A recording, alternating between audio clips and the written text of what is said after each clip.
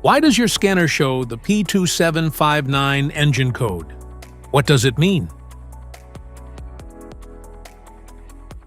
P2759 is a diagnostic trouble code for torque converter, clutch pressure control, solenoid, control circuit, electrical.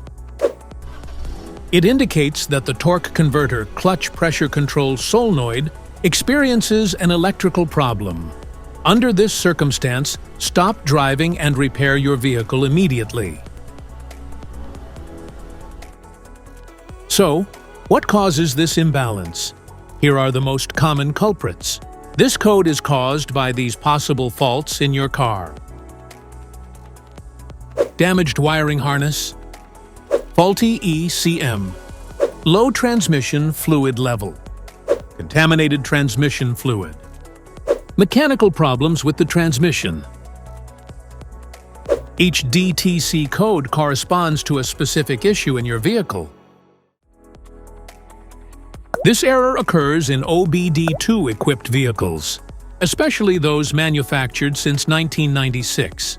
It is commonly found in Ford, Lexus, GMC, Honda, and Toyota.